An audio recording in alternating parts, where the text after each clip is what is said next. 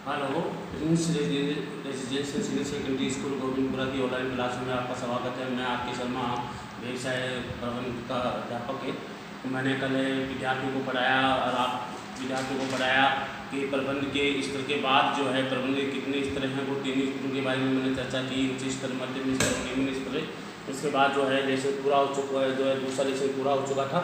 आज मैं आपको पढ़ाऊंगा कि तीसरा लेसन जो है वो है प्रबंध के सिद्धांत और तकनीकी, कि प्रबंध में ऐसे कौन कौन से सिद्धांत अपनाए जाएं ताकि प्रबंध जो है मजबूत हो सके और उद्योगों में उसके जो सहयोग मिल सके, उद्योगों को आगे बढ़ाया जा सके, उद्योगों के विकास में गतिमान बनाया जा सकते। इसलिए कौन कौन से सिद्धांत अपनाए जाएँ। और दूसरा तकनीकी है, कौन कौन सी तकनीकी जो है आज के वर्तमान में जो है उद्योगों में जो अपनाई जाती हैं। तो सबसे पहले जो मैं आपको बताऊँगा कि सिद्धांत का अर्थ क्या है, कि सिद्धांत किसे कहते हैं। तो सिद्धांत का अर्थ सबसे पहले जो मैं आपको बता रहा हूँ कि सिद्धांत का अर्थ क्या है। तो देखिए, पहला सिद्धांत का अर्थ है कि सिद्धांत एक सर्वमान्य सत्य है जो एक मार्गदर्शन के रूप में कार्य करता है। ये सर्वमान्य सत्य है कि सिद्धांत एक मार्गदर्शन के रूप में काम करता है, लोगों को आगे का रास्ता दिखाता है।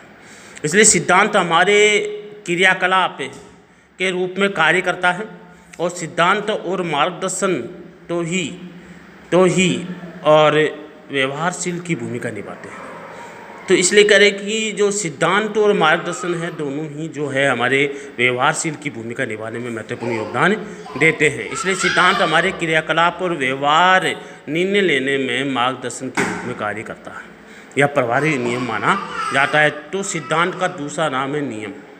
इसलिए सिद्धांत हमारे क्रियाकलाप और व्यवहार में जो है निर्णय लेने में जो है मार्गदर्शन का रूप है, प्रभावी या नियम बनाता है, उसे सिद्धांत कहते हैं।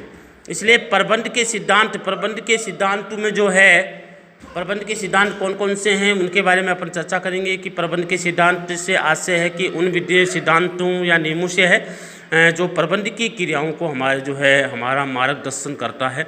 तो प्रबंध के सिद्धांतों में अनेक विद्वानों ने जो है समय समय पर जो है शोध और अनुसंधान के द्वारा अनेक सिद्धांतों का प्रतिपादन किया गया। अलग अलग विद्वानों ने सोचा कि सिद्धांत कौन से होने चाहिए, तो अलग अलग विद्वानों ने अलग अलग सिद्धांतों का जो है प्रतिपादन किया गया, अनुसंधान किया गया, शोध किया गया कि कौन कौन से सिद्धांत बेटर है, कौन से सिद्धांत होने चाहिए। सिद्धांत कार्य कुशलता में वृद्धि और कार्य के प्रति सही दृष्टिकोण रखने में सहायक होते हैं। तो ये कह रहे हैं कि सिद्धांत जो है इसका महत्व ये होता है कि कार्य कुशलता में वृद्धि और कार्य के प्रति सही दृष्टिकोण रखने में सहायक होते हैं। इसलिए प्रबंध के सिद्धांतों से प्रबंध की शिक्षा का भी प्रभाव पड़ा है। इसलिए प्रबंध के सिद्धांतों से प्रबंध की शिक्षा के ऊपर भी प्रभाव पड़ा है। इसलिए प्रबंध के सिद्धांतों के प्रतिपादन में जो प्रमुख विद्वान है जिसका नाम है हेनरी फेयोल जो है, फेयोल के अनुसार जो कहा गया कि हेनरी फेयोल सबसे बड़े विद्वान हैं, वो फ्रांस के थे और इन्होंने जो है कंपनी में या औद्योगिक क्षेत्र में किस प्रकार का सिद्धांत अपनाया जाए, इसलिए इस विद्वान ने 14 सिद्धांत दिए कि कंपनी में 14 सिद्धांत अगर रहेंगे तो अगर वो कंपनी अच्छे से प्रगति कर सकती है, आगे बढ़ सकती है, अस्तित्व बनी रह सकती है। जिन्होंने प्रबंध के जो है क्षेत्र में निम्न सिद्धांतों का प्रतिपादन किया था। इस प्रकार जो है हेनरी फेयोल का जो परिचय मैं आपको बता रहा हूँ कि हेनरी फेयोल कहाँ के थे, उसने क्या किया। हेनरी फेयोल जो है फ्रांस के रहने वाले थे। इन्होंने फ्रांस की एक कंपनी में अपना संपूर्ण जीवन बिताया या कार्यकारी जीवन व्यतीत किया। एक फ्रांस की कंपनी में उन्होंने पूरा जीवन जो है व्यतीत किया और अपने लंबे अनुभव के आधार पर प्रबंध के प्रशासनिक सिद्धांतों का भी उन्होंने प्रतिपादन किया। उसने लंबा अनुभव था और लंबे अनुभव के बाद उन्होंने क्या किया, आधार पर प्रशासनिक सिद्धांतों का निर्माण उसने करने की कोशिश की और प्रतिपादन भी किया। और इन्होंने एक पुस्तक भी लिखी और पुस्तक का नाम था जनरल एंड इंडस्ट्रियल एडमिनिस्ट्रेशन या सामान्य औद्योगिक प्रबंध। इसने पुस्तक लिखी और इस पुस्तक के माध्यम से या उन्होंने अपने सिद्धांत दिए। उन्होंने प्रबंध के क्षेत्र में 14 सिद्धांत दिए, प्रशासनिक सिद्धांत बनाए गए। जो 14 सिद्धांत जो हैं वो आपके सामने हैं। सबसे पहला सिद्धांत दिया कार्य विभाजन, कि कार्यों का विभाजन होना चाहिए। हर व्यक्ति को अनुभव के आधार पर, योग्यता के आधार पर उसका कार्य विभाजन होना चाहिए। जो अनुभव है उसी को वही कार्य दिया जाना चाहिए और वो कार्य वो सही ढंग से भी कर सकेगा। इसलिए कार्य का विभाजन होना चाहिए, कि कार्य का बंटवारा होना चाहिए, कार्य अलग अलग बांट देना चाहिए ताकि कार्य सही ढंग से हो सके। दूसरा सिद्धांत दिया कि अधिकार और उत्तरदायित्व है। अगर जो कार्य जिस व्यक्ति को दिया गया है वो उसकी राइट्स है, वो अधिकार उसको दे दिया गया है, लेकिन उस व्यक्ति का रिस्पॉन्सिबिलिटी बनती है या उत्तरदायित्व बनता है कि मैं उस कार्य को सही ढंग से करूँ, वो मेरी रिस्पॉन्सिबिलिटी है। इसलिए कह रहे हैं कि अधिकार दे दिया जाना चाहिए और दूसरा उत्तरदायित्व भी उसके होने चाहिए कि उसको कार्य करना है और वो भी अच्छी तरह से करना है। तीसरा उन्होंने सिद्धांत दिया अनुशासन, डिसिप्लिन, कि व्यक्ति अगर अनुशासन में रहेगा और अनुशासन से रह करके अगर वो कार्य करेगा तो कार्य सही ढंग से भी होगा, अच्छा भी हो, मजबूत भी होगा और वह संस्था आगे भी बढ़ेगी अगर अनुशासन रहेगा। तो सबसे पहले प्राथमिकता भी जो है अनुशासन को दी जाती है। किसी भी प्रबंध में अगर कार्य करना है तो पहले अनुशासन या डिसिप्लिन को सबसे पहले लाया जाता है। उसके बाद ये कहा कि चौथा उन्होंने सिद्धांत दिया कि आदेश की एकता, कि आदेश ऊपर से नीचे तक जाता है कड़ी के रूप में, नीचे से ऊपर तक जाता है और ऊपर से नीचे तक आता है, तो आदेश की एकता होनी चाहिए। आदेश में कोई अंतर नहीं होना चाहिए। अगर आदेश में अंतर हो गया तो वो कार्य सही ढंग से नहीं होगा। तो एक प्रबंध के द्वारा अगर आदेश जो जारी किया जाता है वो क्रमवाइज सीढ़ी नुमा खेती या सीढ़ी नुमा जो है तरीके से जो है नीचे तक पहुंचना चाहिए और आदेश में कोई विभिन्नता नहीं होनी चाहिए। आदेश एकदम सही होने चाहिए और जो आदेश ऊपर से आया है वो नीचे तक एकदम सेम आदेश जाना चाहिए। आदेश में कोई विभिन्नता नहीं होनी चाहिए, कोई तोड़ फोड़ नहीं होनी चाहिए, कोई मरोड़ तोड़ नहीं होनी चाहिए। अगर आदेश सही ढंग से जाएगा तो वो आदेश जो है सबके लिए समान होगा और कार्य भी सही ढंग से होगा। निर्देशन की एकता, पांचवा पॉइंट उन्होंने कहा कि निर्देशन की एकता, जो डायरेक्शन करना है, जो डायरेक्शन देना है, तो वो उनमें भी एकता होनी चाहिए। ऐसा नहीं एक को कुछ कह दिया और दूसरे को कुछ कह दिया, नहीं, निर्देशन की एकता भी उसमें होनी चाहिए। छठा उसने बताया सामूहिक हितों के लिए व्यक्तिगत हितों का समर्पण करना चाहिए। अगर व्यक्ति जिस कंपनी में कार्य करता है तो सामूहिक हितों के लिए व्यक्तिगत हितों का समर्पण कर देना चाहिए। अगर सभी का भला हो रहा है, एक व्यक्ति अपने व्यक्तिगत के बारे में ना सोचे, अपने निजी व्यक्तित्व के बारे में ना सोचे।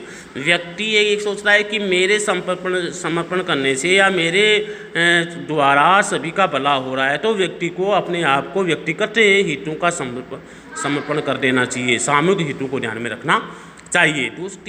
सातवां बताया गया कि कर्मचारियों का पारिश्रमिक समय पे मिलना चाहिए, अच्छा मिलना चाहिए ताकि उसकी आवश्यकताएं भी पूरी हो जाएं और पारिश्रमिक ऐसा मिलना चाहिए ताकि वो आवश्यकताएं भी पूरी कर सकते हैं, अपने परिवार को भी अच्छे से चला सके और किसी प्रकार की कोई समस्या नहीं हो। इतना पारिश्रमिक तो उस व्यक्ति को मिलना ही चाहिए और स्वास्थ्य संबंधी भी ध्यान रखना चाहिए और काम जो है समय के अनुसार करवाया जाना चाहिए। आठवां है केंद्रीकरण। ये कह रहे हैं कि जो भी आदेश है वो एक व्यक्ति के माध्यम से ही निकलना चाहिए, एक जगह ही से निकलना चाहिए, एक ऑफिस से निकलना चाहिए, हेड ऑफिस से ही निकलना चाहिए। इससे क्या है कि आदेश की एकता भी बनी रहेगी और निर्देशन की एकता भी बनी रहेगी। इसके बाद जो बताया गया कि पदाधिकारियों में संपर्क की कड़ी, कि पदाधिकारी जो होते हैं वो बीच में जो है अधिकारी अलग अलग पद पे नियुक्त होते हैं, उन सभी के बीच में जो है कड़ी का काम होना चाहिए, संपर्क का काम होना चाहिए। जब सभी में एकता की भावना होनी चाहिए, सहयोग की भावना होनी चाहिए। अगर सहयोग की भावना होगी तो पदाधिकारियों के बीच में संपर्क की कड़ी है वो बहुत मजबूत होगी। इसलिए हर जो सिस्टम वे से काम होना चाहिए, एक के बाद एक कड़ी होनी चाहिए ताकि जो कार्य सही ढंग से भी हो सके और अच्छी तरह से भी कार्य किया जा सके।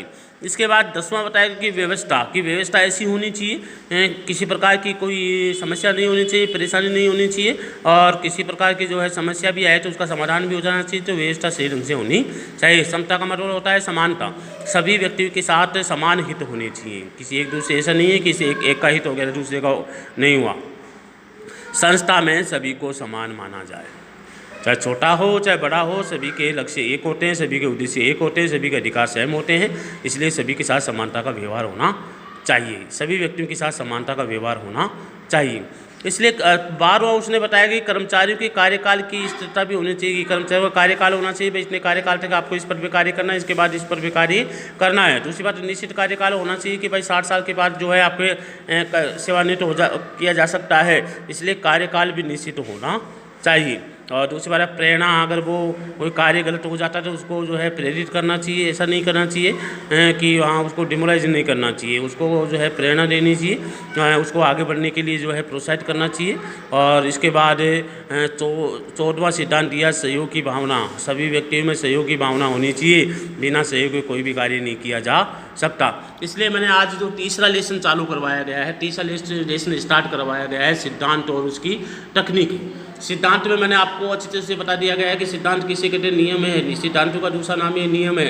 अगर नियम कानून के अनुसार जो है चलाया जाए कि संस्था चल सकती है, नियम कानून के अनुसार ही आगे बढ़े सकती है। इसलिए सिद्धांत और इस सिद्धांत में इस लेसन में जो सबसे बड़ा सिद्धांत देने के लिए हेनरी फोयल जो आए उन्होंने अपने 14 सिद्धांत दिए थे कि इस प्रबंध में ये 14 सिद्धांत होने चाहिए। उद्योग या उद्योग में या कहीं भी संस्था है, उपक्रम है, उसमें 14 सिद्धांत होना बहुत ज़रूरी है। इसलिए मैं आज जो है तीसरा लेसन मैंने स्टार्ट करवाया है और तीसरे लेसन में आज मैं इतना ही पढ़ाऊँगा। आगे का जो टॉपिक होगा, जो 14 सिद्धांत बताए गए हैं, 14 सिद्धांतों को सही विस्तार से बताऊँगा। अगली क्लास में जो है 14 सिद्धांतों के बारे में जो बताऊँगा और इनको स्पष्ट भी करूँगा और अच्छी तरह से सही विस्तार से उनको समझाने की कोशिश भी करूँगा। जय हिंद।